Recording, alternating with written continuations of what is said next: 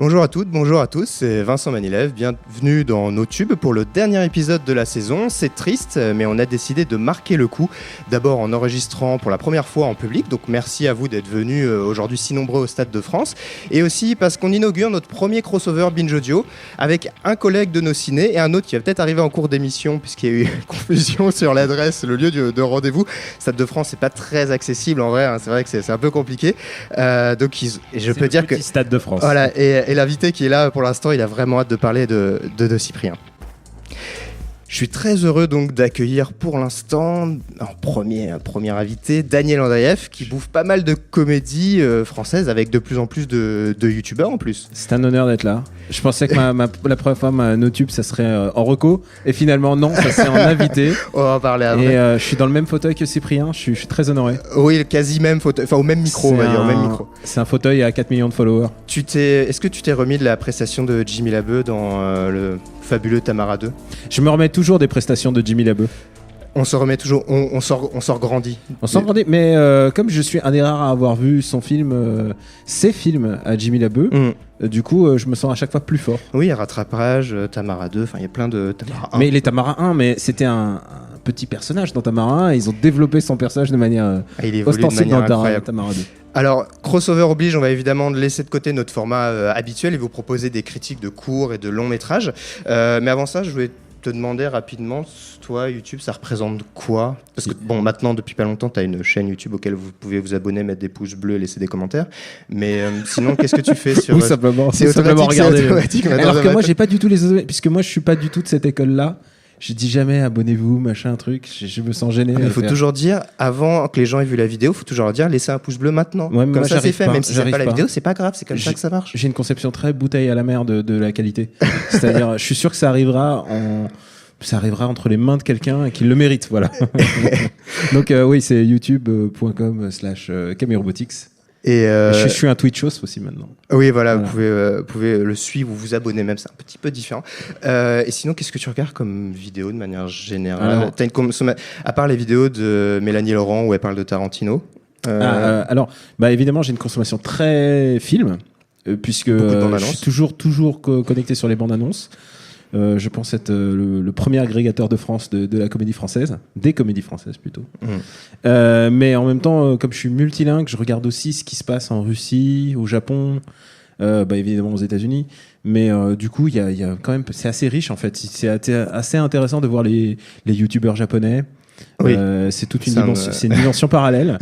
Je suis en train de m'intéresser en ce moment à ce qui se passe en Russie, évidemment, parce que outre le foot, il y a quand même une espèce de scène YouTube qui est en train de se créer. Et puis évidemment, tout ce qui concerne les trailers. Je suis très très client des bons critiques de cinéma en fait. Il y en a vraiment des intéressants. Et je sais que dès qu'il y a leurs vidéos, je suis à fond dessus et ça m'intéresse de voir leur avis. Et il y en a des plus gênants, mais on va pas forcément en parler aujourd'hui. Non, je vais plutôt dire ce que j'aime. Mais tu pourras en parler à la fin. Tout de suite, tu veux balancer sur Durandal? Non, j'ai pas dit ça, j'ai cité personne. Moi, je le fais pour toi, c'est pour ça que tu m'as invité. Hein.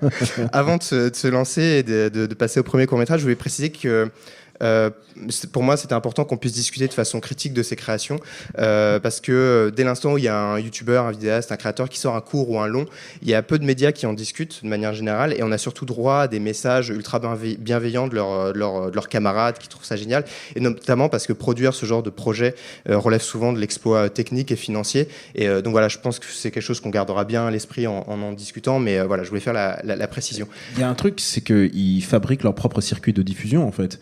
Oui. C'est qu'avant, pour les courts-métrages, l'essentiel, c'était le festival, c'était éventuellement la diffusion télé après. J'ai été jury dans un festival de courts-métrages. On est dans une sphère complètement différente, puisque leur plus grand intérêt avant de gagner des prix ou de circuler en festival, c'est vraiment d'être toucher le public. Et du coup, ça donne une approche assez différente, en fait. Presque, comme tu le disais, les gens sont déjà satisfaits que ça existe, en fait. Ouais. Ceci étant dit, on va pouvoir commencer avec le premier court-métrage de notre liste. Et on va commencer un peu avec le roi de la plateforme. C'est une petite révolution. Internet dans la rue sans fil, c'est désormais possible. Grâce au Wi-Fi, une technologie qui remet au goût du jour les bonnes vieilles ondes radio.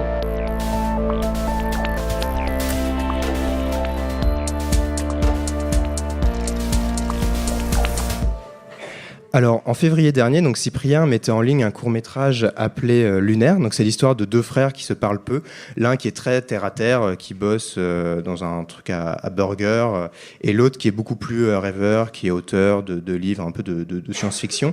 Et ils se retrouvent à Paris, et puis lors d'une soirée qui va mal tourner, comme on dit, puisque un braqueur va faire irruption dans l'appartement. Toi, viens là. Va avec les autres. Tu vas avec les autres. Personne ne bouge. Tu bouges pas. Tu fais quoi là? Tu fais quoi? Viens là.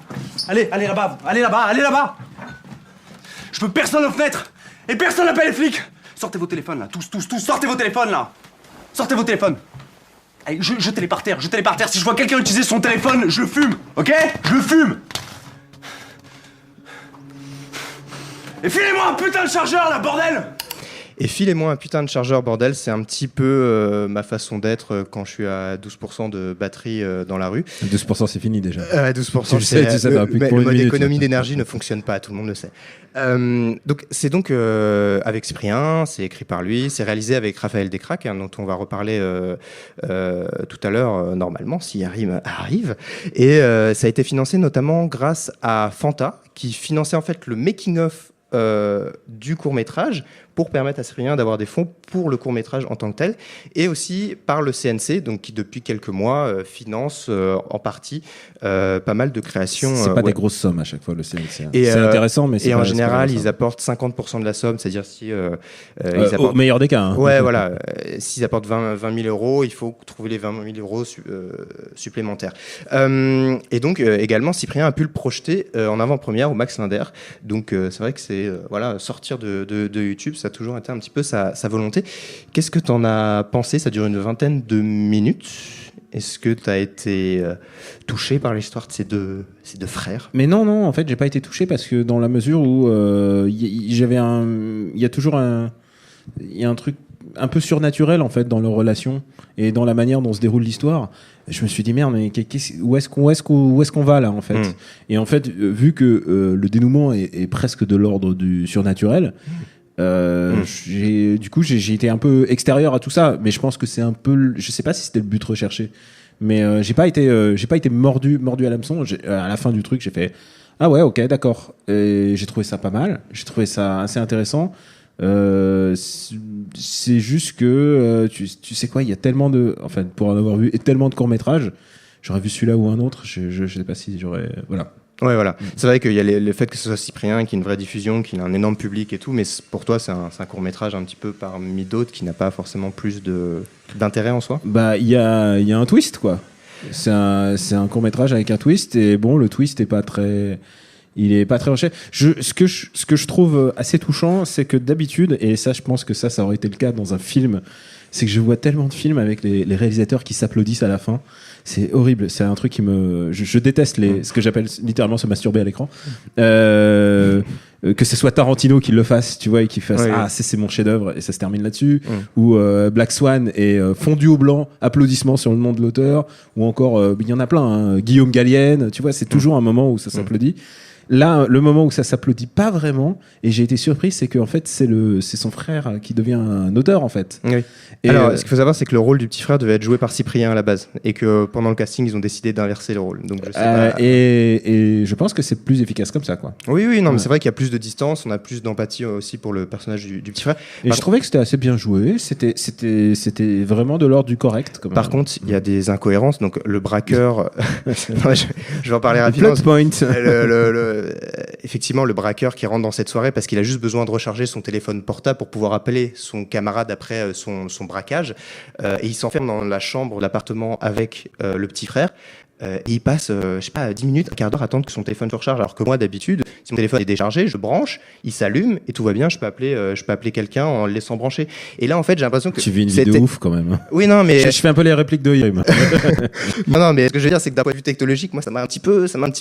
Et puis le braqueur, quand même très crédule pour croire au bito du petit frère qui lui dit oui, cette vieille dame. Tous les braqueurs, ils débarquent dans les soirées de mamie, quoi. C'est vrai. Enfin, je veux dire, dans un appartement, je sais pas. C'est vrai que j'ai rarement vu un braqueur débarquer dans un truc style. Alors d'abord, haussmannien. j'en ai jamais vu. J'étais vraiment. Dans la vraie vie. Dans la vraie vie. Dans la vraie vie. Mais oui, non, mais je te dis, c'est un truc pas destiné à laisser à tes portes, mais il y a une l'ordre de surnaturel. C'est genre. Comment il arrive dans une soirée, il s'est dit vraiment, plutôt que d'aller dans un endroit isolé, plutôt on va dans une soirée. Puis finalement il sort par la fenêtre et je sais pas pourquoi c'est le seul immeuble où il y aurait un escalier, tu sais, à l'américaine. Ouais. Alors que c'est bien connu, il y en a juste dans la rue Boulanger en fait. Il y a un immeuble et il y a un escalier à l'américaine. Et tous les mecs de rap, ils viennent tourner leurs clips genre pour faire genre New York et tout. Alors que c'est le seul escalier à la New York. Anecdote terrible. Et on va finir sur court-métrage avec ça.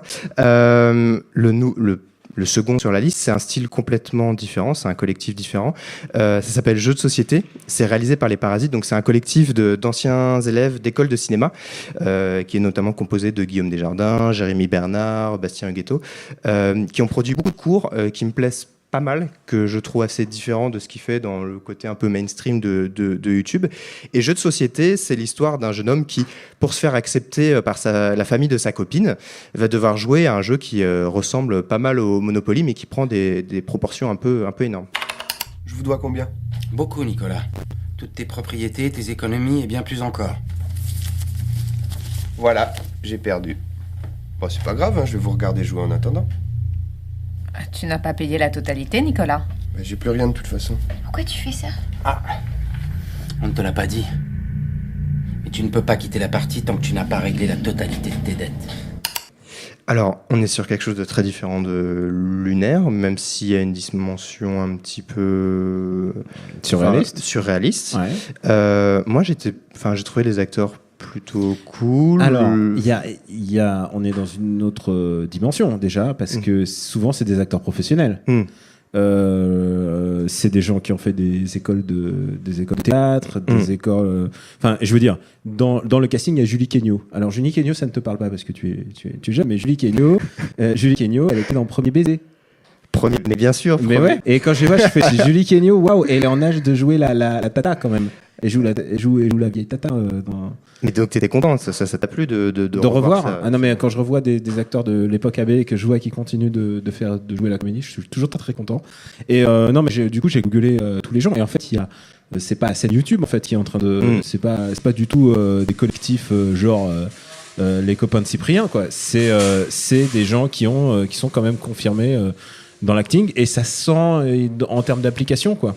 Alors que en général dans la plupart des courts-métrages de gens qui étaient vidéastes, en général, ils font appel à leurs potes et ils prennent un comédien chevronné qui fait un peu la différence, qui fait la voix off ou quelque chose comme ça. Et du coup, ça donne une espèce de déséquilibre souvent en termes d'acting. Parce que ça, c'est une vérité, c'est que tu as beau être à l'aise en te mettant devant la caméra, c'est pas ça qui fait de toi un comédien et je le sais, j'ai tourné il y a 20 ans précisément une série de courts-métrages et c'est pas parce que tu te mets devant une caméra que tu sais jouer la comédie. C'est dramatique, je peux te le dire. Court-métrage que je recommande et dont je donnerai le nom en off. Putain, c'est ta reco, ça y est. Il y a quelque chose de très important aussi, c'est que là, dans Lunaire, on avait affaire un peu à une histoire un petit peu de famille, etc. Là, ça prend la métaphore du jeu de société, du Monopoly qui est utilisé, ça prend une dimension beaucoup plus grande, beaucoup plus large. Il y a un peu une critique sociétale derrière, où en gros, il y a une interprétation de ce court-métrage où en gros, on comprenait que le père qui joue, c'est les banques, la tante ou le frère, c'est les médias. Il y a tout un enjeu et ce qui a rendu le court-métrage assez populaire auprès de militants de gauche. C'était un truc très politique. En fait, toi, tu as ressenti ce truc-là et alors, tu trouvais ça fin. Encore une fois, l'âge. Ça m'a rappelé le jeu Flambeur, tu vois. Tu t'as jamais fait c'est dingue, tu m'humilies là depuis 5 minutes. Excuse-moi, mais je suis désolé. C'est les jeux MB et ça faisait. Et pour gagner, il faut perdre avec un accent comme ça. C'était terrifiant. Et du coup, ça m'a rappelé un peu une espèce de flambeur, mais qui aurait mal tourné en fait. Et c'est ça, c'est un jeu de société. En fait, il fallait acheter des hôtels et en fait, plus t'achètes et à la fin, le but c'est de plus avoir d'argent. Et en fait, du coup, j'étais en train d'essayer de réfléchir concrètement les règles. Qu'est-ce que c'est en fait Et au fur et à mesure, on voit que les règles en fait, elles sont réimprovisées au fur et à mesure. Ce qui est un truc très enfantin finalement, puisque en fait les gamins ils réinventent les règles à chaque fois. Oui, mais justement, t'as trouvé ça bien comme discours, le discours qu'il pouvait y avoir derrière sur cette espèce de règles qui se réinventent en permanence, etc. Puis le dénouement qui est relativement décevant pour les figures de la jeunesse qui justement essaient de jouer avec ces règles, de dépasser les Je t'avoue jeux. que j'ai pas senti la portée politique parce qu'en plus, vu le setting, ça serait sans doute les années 60. Ouais. Tu vois, on sait pas quelle année ils sont vraiment. À quelle époque s'adresse de l'histoire, tu t'es jamais vraiment sûr de. En plus, quand l'épilogue ne te donne pas vraiment plus d'indices, tu sais que ça se passe dans le passé. Du coup, j'ai pas senti plutôt les portées comme ça. Par contre, là où je te remercie, c'est que je connaissais pas du tout ce collectif. Parce que je connais le monde du court-métrage, mais pas forcément le YouTube court-métrage. Et clairement, je trouve ça intéressant parce qu'ils font aussi le jeu des festivals, visiblement, mais aussi ils sont intéressés par le fait d'être vus massivement, et du coup ça leur donne une force de frappe de diffuser leur court-métrage. Je trouve ça vraiment intéressant comme démarche. Et ils ont eu des prix et tout. Et en plus, clairement, c'est de l'ordre du professionnel en fait. La prochaine étape pour eux, c'est de faire un long, évidemment, ou alors de continuer avec des courts-métrages. Il n'y a rien de déshonorant dans le court-métrage, c'est au contraire, c'est un vrai art. Tu parlais d'aspect historique, etc. Là, pour le coup, le court-métrage dont on va parler maintenant est complètement ancré dans une période historique. Donc, ça s'appelle Jour de pluie. Donc, c'est l'histoire de Mohamed et Raphaël qui vont voyager, malgré eux, dans le temps et se retrouver à Paris la nuit du 17 octobre 61, donc lors de laquelle s'est déroulé le massacre de plus d'une centaine d'Algériens qui manifestaient contre le couvre-feu. Donc, c'est une période de l'histoire très sombre qui a touché particulièrement donc John Rachid, qui est franco-algérien et qui a décidé de retranscrire à sa façon dans ce projet son ressenti par rapport à cette période de l'histoire. Faut savoir effectivement deux petits détails intéressants, que ça a été rendu possible grâce à une campagne de crowdfunding qui a récolté plus de 20 000 euros. Ils en demandaient 10 000 d'ailleurs. Et il a filmé en 16 mm. Donc, ce qui rend il y a un grain un peu différent et qui me sort un petit peu de l'esthétique un peu pure des vidéos YouTube habituelles. On va écouter juste un extrait. 22h55. Et le couvre-feu, c'est fait pour les chiens? Couvre-feu? Qu'est-ce qu'il raconte? Allez, bonne soirée, monsieur. T'entends pas ou quoi? Tu comprends pas le français? Ah, excellent, ouais. Couvre-feu, t'entends pas ou quoi? On fait le malin avec les forces de l'ordre. Wow! Il va te faire enculer, mais il est sérieux, lui? Regarde, calmez-vous, il est un peu fort là. Vous avez pas le droit de faire ça, monsieur, c'est de l'abus de pouvoir. Toi, tu le défends en plus? Allez, à genoux, main sur la tête, papier. Putain, qu'est-ce qu'il raconte, celui-là? Ça t'apprendra à faire le malin, là, le chamboulin des Mouloudes. Tu vois quand je te dis que c'est un putain de pays de racistes? Mais de quoi tu me parles? C'est un connard de cow-boy isolé, celui-là. Vas-y, à 3, on se tire. 1, 2, 3. Vive l'Algérie! Hein? 3! Alors, j'espère que t'as apprécié la private joke. Couvre-feu, t'entends pas ou quoi? Ah non, mais ça, je l'avais pas. C'est les mecs marrons, tu sais, c'était le... Non, mais vraiment, il faut que j'ai tout un pan de la culture à rattraper. C'est honteux, j'ai l'impression d'être un vieux, un horrible millénial. La gauche plurielle, moi, c'est culture plurielle. Jusque-là, dans l'émission, on était entre millénials. Ils allaient à Skyrock et ils faisaient t'entends pas ou quoi? Et ils faisaient une émission qui s'appelait Couvre-feu et qui était à minuit. Non, mais d'accord. Donc, c'est vraiment une private joke. C'est John David. C'est John Rachid. C'est John Rachid qui fait des références rap, quoi. Mais il a pas fait de référence à Jean-Claude Van Damme pour une fois. Alors, je vais être très honnête. Donc, les événements qu'évoque John Rachid sont très importants et je trouve ça vraiment bien et important que via YouTube, ils puissent toucher des centaines de milliers de personnes avec cette période de l'histoire, cette nuit qui a été vraiment tragique pour l'histoire de la France. Alors, en revanche, j'ai beaucoup moins aimé la construction fictionnelle qui entoure tout ça. C'est-à-dire le voyage dans le temps, la relation entre les deux, même l'écriture ou le jeu, je sais pas, j'ai vraiment l'impression qu'il y avait quelque chose qui marchait pas. Je sais pas si toi... Alors, moi j'étais un peu gêné par certains dialogues, l'évolution des personnages. Le voyage dans le temps pour montrer le delta entre le racisme d'une époque et une autre, c'est un grand classique de la narration. Je pense par exemple à Casse Départ, qui traitait ça sur le fond de l'humour, donc avec N'Gijol et Boué.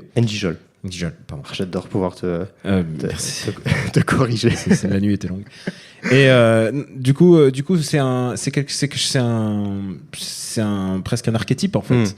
Donc je suis pas du tout surpris ni par la forme et comme tu le disais, après il y a deux manières de le traiter, c'est-à-dire je me place du point de vue de cinéma et tout ça, et ça c'est totalement légitime, mais d'un autre côté c'est une histoire qui lui tient à cœur.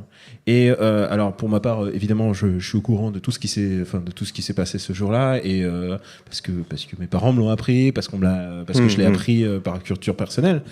Mais j'imagine qu'il y a plein de gens qui sont pas au courant. Ouais. Donc il y a une légitimité à faire de traiter ce sujet. Quel que soit le moyen que tu choisisses, quelle que soit la méthode que tu choisisses, c'est toujours légitime.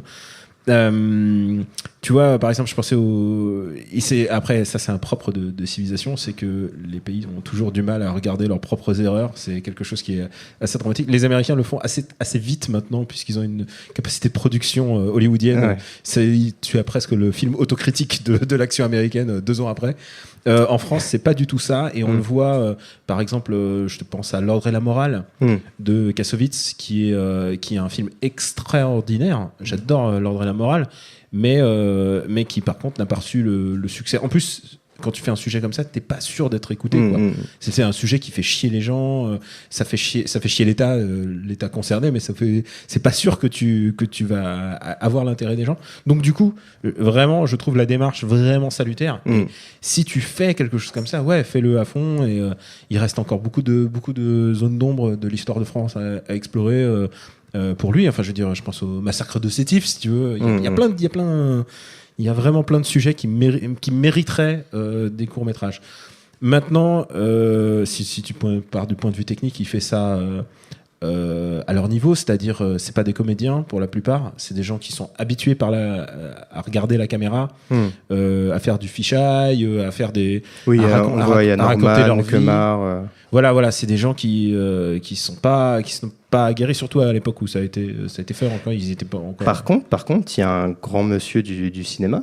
Il y a Gilbert Melki. Il y a Gilbert Melki. Qu'on voit un petit peu. Qui est un peu l'Al Pacino français. Ça n'a pas peur des mots. Je l'ai croisé alors une fois. Il a le même regard tout le temps que dans les films. Alors je tiens à te dire, il habite dans le quartier où nous sommes et il passe souvent dans certains restaurants. Je te donne les bonnes adresses si tu veux. J'adore le Pokémon Go avec des acteurs français. C'est génial. Et oui, c'est vrai que c'est très imparfait. Mais voilà, c'est comme ça, le mérite d'exister. Tu vois, je mets ça en parallèle avec le film avec Jamel Debbouze et qui a eu. C'est Indigène. Indigène, voilà. Merci. Voilà, c'est qu'Indigène, c'est un film qui est important, qui a eu une importance, et j'aime bien quand le cinéma se dépasse pour changer les choses, quoi. C'est que clairement, il y a eu un moment où les gens se sont dit, ah merde, la France a déconné, il y a quelque chose, il y a vraiment un sujet là-dessus. Et autant Indigène, j'aime pas du tout ce film, et c'est pas.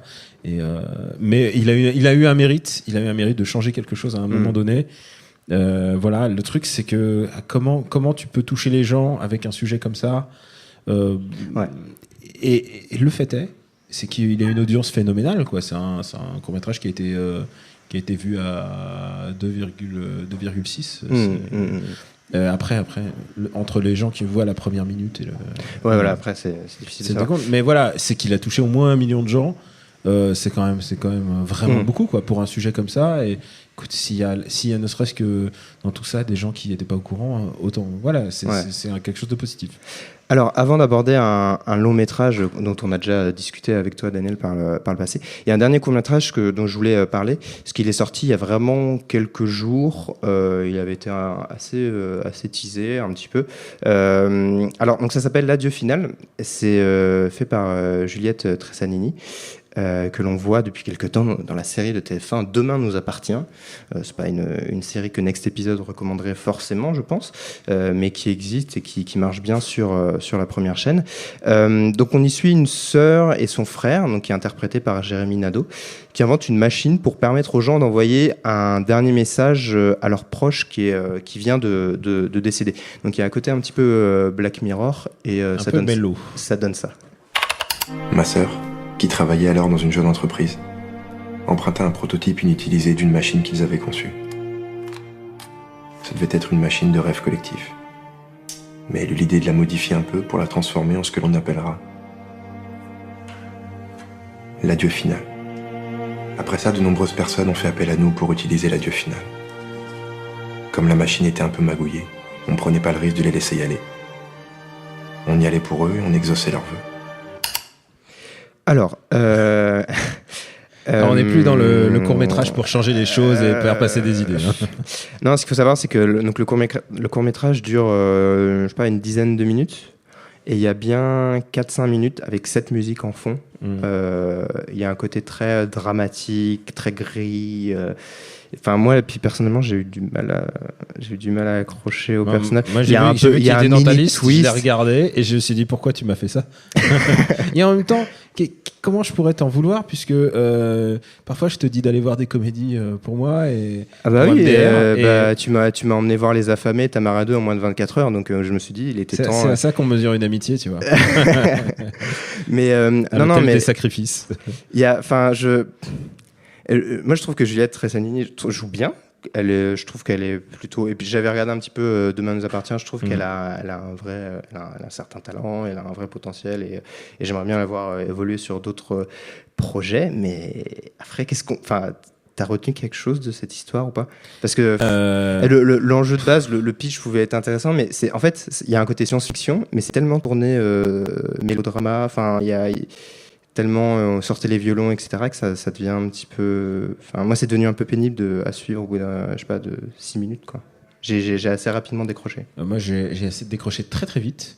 Et en fait, tu sais quoi, moi, je repense à cette période de la vie qui est les 12 ans, quand tu te dis putain, je veux être dark, et tu fais ta rédaction et tu te dis. T'es en train de me dire que c'est un court-métrage émo? C'est un truc émo, évidemment. Si tu te dis je vais écrire le plus belle chose que j'ai jamais, et évidemment en plus tu prends le sujet comme la mort ou le regret, enfin je veux dire c'est des sujets qui parlent à tout le monde, et le problème c'est qu'avec un sujet si lourd soit tu réussis, soit tu t'es un peu ridicule en fait, et malheureusement celui-là il te laisse aux portes en fait, parce qu'il essaye trop.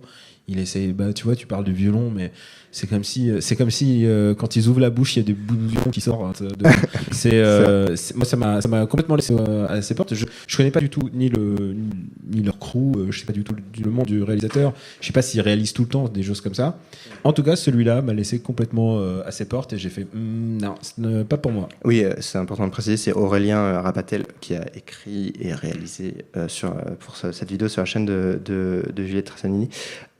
Avant de finir, on va revenir. C'est-à-dire, attends, juste savoir, c'est le réalisateur qui a donné le court-métrage à sa comédienne pour sa chaîne YouTube? Oui, mais je pense que c'est basiquement parce que elle, là, on est en train de regarder, elle a presque 200 000 abonnés, et lui, je crois, sur sa chaîne, il en a peut-être 100 fois, enfin, bien beaucoup moins. Donc je pense que. Ah, donc c'est vraiment, tu donnes au powerhouse de YouTube, tu leur donnes. Ouais, non, mais ça, je comprends la démarche, et son nom apparaît, et comme ça, peut-être qu'il va, gagner en visibilité, en contact et tout. Donc, je peux comprendre. Par contre, je connaissais pas du tout c'est pas de la fausse naïveté, on les prend de haut, tu vois. Enfin, on n'est pas France Inter, quoi. Mais je connaissais pas du tout Jérémy Nadeau. Du coup, j'ai été voir. Je suis tombé tout de suite sur son Instagram. Je savais pas Internet, du tout. Tu sais, c'est toujours flippant de voir des gens qui ont des millions, parce je crois qu'il y a des millions de followers, enfin des milliers, et de voir tout un univers et tout. Les gens disent parce que t'es vieux ou des choses comme ça. Pas du tout. C'est que les cercles d'influence et les cercles de fans sont tellement différents. C'est que il y a maintenant une professionnalisation d'à peu près tous les secteurs d'activité, que ce soit dans le YouTube, que ce soit dans les podcasts ou dans les choses comme ça. C'est que si t'es pas dans le jeu, si tu suis pas ça, tu n'as aucun moyen de connaître tout ça. Il y a des célébrités très compartimentées, quoi, en gros. Ouais, mais comme j'imagine toutes ces Real TV que tu suis avec attention, tu vois, je suis sûr que je n'en connais pas. Julien et Manon, quoi, c'est les Marseillais, les meilleurs Marseillais. Mais tu vois, tu me parles d'un autre monde, voilà. Mais je peux te dire, va les voir sur Instagram, c'est assez dingue. Ils avaient créé un compte pour leur bébé qu'ils ont dû supprimer face à certaines critiques. Quoi? Aux critiques? Non, mais avant de finir avec ça, je trouvais important d'évoquer au moins un long métrage. Ouais. C'est un long métrage qui a été diffusé en plus au cinéma. C'est assez important de pouvoir en reparler. On avait parlé avec deux camarades de MDR l'année dernière. C'est sorti en juin dernier, le même jour que Bad Buzz, El Famoso Bad Buzz. Je pense que c'est un grand film que vous pouvez voir sur OCS, je crois d'ailleurs. Je crois que c'est le Omaha Beach de la comédie française. Genre, les baleines échouées. Non, mais le même jour donc sortait Le Manoir. Donc c'est le premier vrai film de youtubeur à être diffusé au cinéma, parce qu'elle est dissociée, qui a été un vrai succès d'audience, mais qui était diffusé sur YouTube. Il y a eu quelques projections en salle en avant-première. Donc c'est un film d'horreur, en gros, où il y a une bande de potes qui va passer un week-end dans une maison inquiétante pour le réveillon. Et évidemment, ça tourne mal puisqu'ils se font zigouiller l'un après l'autre. Quelle est la cible? Mammifère ou être humain? C'est vraiment la pire soirée de toute ma vie. Wow. C'est complètement tombé. Coupé, on l'a. Bravo à toute l'équipe, c'était super. Il n'y avait pas de monstre, c'était une mise en scène. Parce qu'en fait, j'ai fait un casting il n'y a pas longtemps, j'ai pas eu le rôle, mais c'était...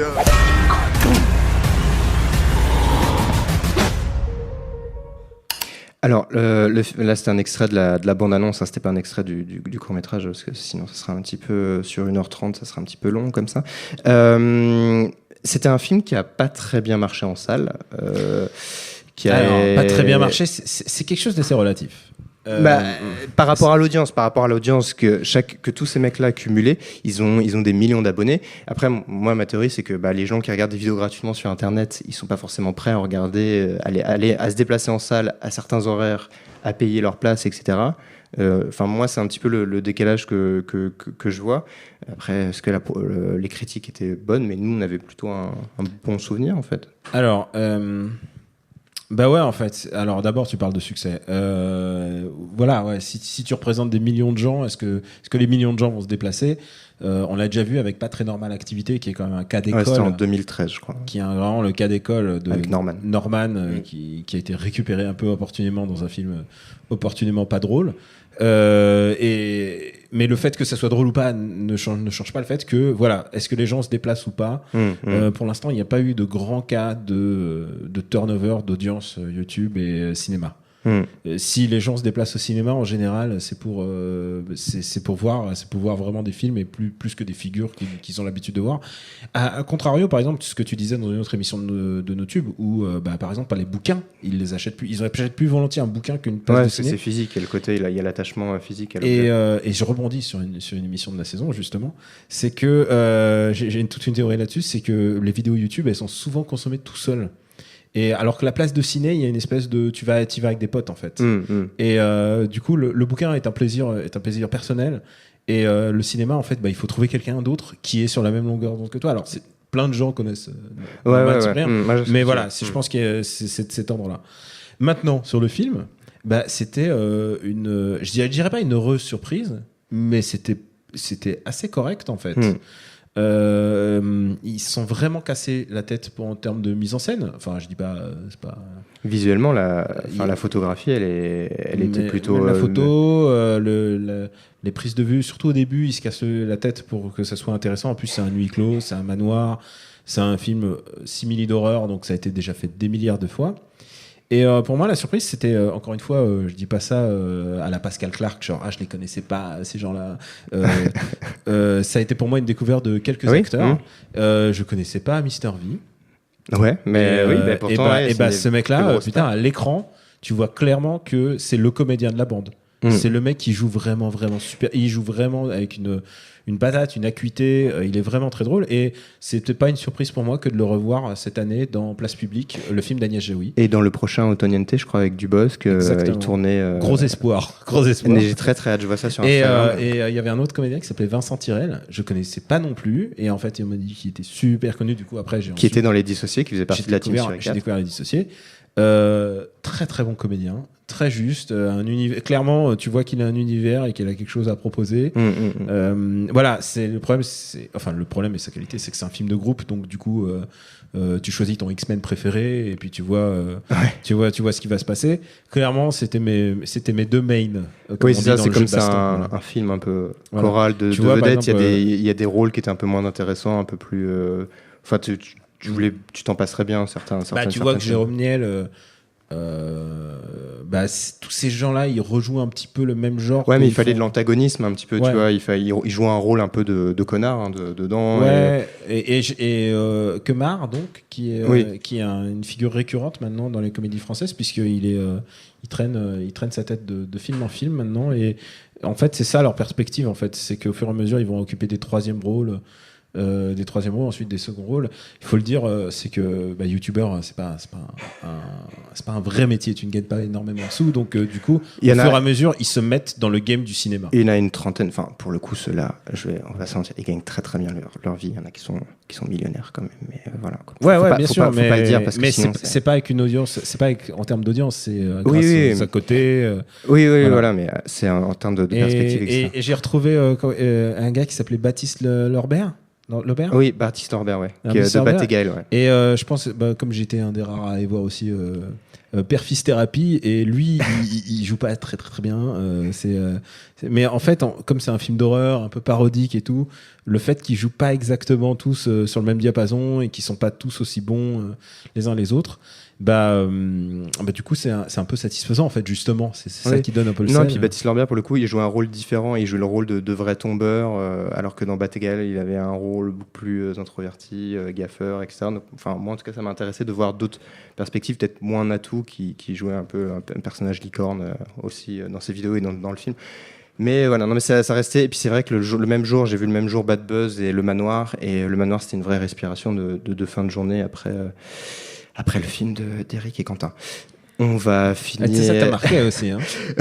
Est-ce que tu as regardé un petit bout sur OCS vu que ça passe Non, je veux pas piéger. Enfin, je veux pas que l'algorithme comprenne que c'est le genre de film que je. Tu sais quoi, moi je me suis remis un petit bout et je me suis dit je m'étais pas trompé la première fois. Avant de finir l'émission, on va finir évidemment comme d'habitude avec les recommandations. Je vais appeler Internet et leur demander de me faxer les numéros de téléphone de toutes ces femmes. Alors, ça c'est vraiment une de mes répliques préférées. Je vais pas forcément te demander de te recommander une chaîne ou de recommander la tienne comme tu l'as fait en début d'émission. Mais est-ce que tu peux recommander des vidéos, des choses sur Internet ? Parce que c'est vrai que des fois tu nous envoies des vidéos à moi et à d'autres qui sont un peu spéciales, on va pas se mentir. Qu'est-ce que tu as envie ? Tu m'as dit que tu avais une recommandation un peu... D'abord, moi je te dis, je suis fan de Red Letter Media. De toutes leurs, c'est des vidéos critiques sur le cinéma, mais ils ont aussi une chaîne parallèle qui fait aussi des jeux vidéo. Mais Red Letter Media, c'est des gros de la critique internet, c'est des gars qui gagnent bien leur vie maintenant grâce aux dons, grâce au Patreon. Je suis donateur Patreon à Red Letter Media. Oui, parce que paying is the new cool, comme on dit. Et donc du coup, je suis très très client. Dès qu'il y a une vidéo qui pop, je suis même si je suis pas d'accord, mais en même temps ils ont des goûts assez sûrs pour moi, parce qu'ils aiment bien le cinéma bis, ils aiment bien les trucs un peu décalés, ils aiment bien quand un film devient nul, en fait ça leur plaît bien en fait, et du coup je me retrouve un peu là-dedans, puisque j'en vois beaucoup des films nuls qui deviennent bien à l'usage. Donc voilà, Red Letter Media, c'est mon choix du cœur. Maintenant, tu me dis une recommandation, et j'ai pensé à pour toi. C'est alors c'est un film. Et alors, je suis désolé, je vais faire un appel. C'est illégal ce que je vais faire, puisque c'est un rip, comme on dit. Okay. C'est un rip d'un film qui n'existe pas en France. D'accord. Mais c'est un film français qui est sorti en 2013. Je crois savoir. Ça parle de. Attends. Je crois savoir. Merci à Je me torche avec les droits d'auteur qui a posté cette vidéo. Et le film, c'est Doute, chronique d'un sentiment politique. Entre parenthèses, il dit Web Rip, pas ouf. Et c'est un des meilleurs films que j'ai jamais vu, puisque c'est le film. C'est un film réalisé par Yamini Lila Kumar, qui est la compagne à la vie du comédien principal du film, qui est Christophe Barbier. Ah oui, mais oui. C'est le fameux film de Christophe Barbier, et honnêtement, c'est un des spectacles les plus incroyables que j'ai jamais vu. C'est deux couples qui se parlent. Alors en plus, il y en a une qui s'appelle Albertine, genre grosse référence à un télo.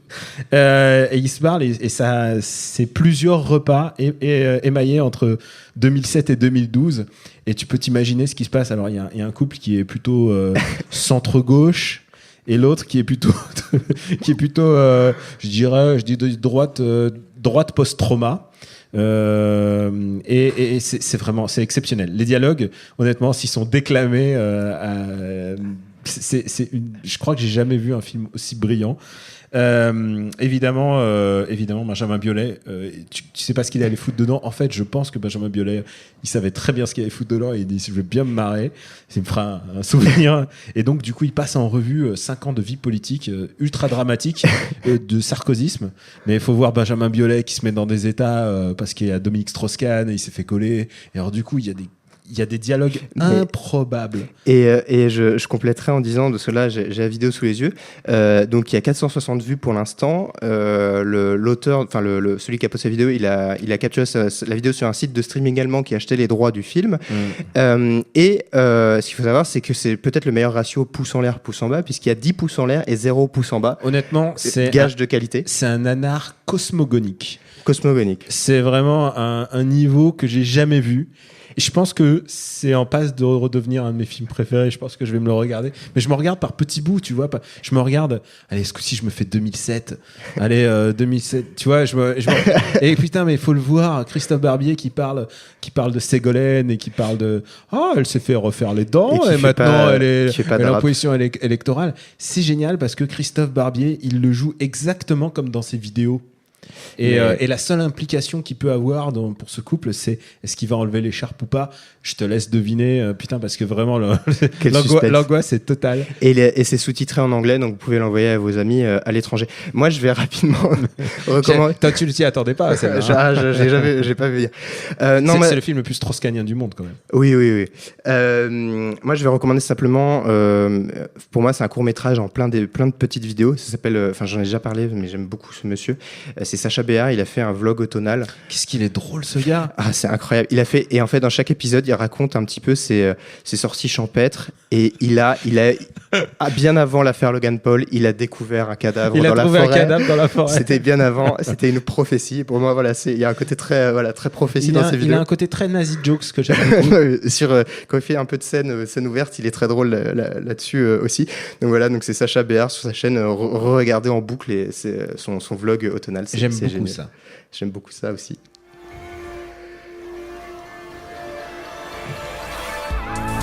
Merci à mon camarade Daniel d'être venu pour cette dernière de nos tubes, à Jules à la réalisation, un gros bisou et un gros merci à David Honoré et à Charlène pour tout, et aussi à tous les chroniqueurs qui m'ont accompagné cette saison, à Binge Audio, au public qui était présent pour cette émission, merci beaucoup. Je voulais aussi remercier toutes les personnes qui nous écoutent, qui nous ont fait des retours, qui nous ont aidés vraiment à progresser tout au long de la saison, et j'espère que ça vous plaît toujours. Merci, passez un bel été, ne traînez pas trop sur la page tendance, c'est mauvais pour la santé. Et je vous dis à très bientôt. Au revoir.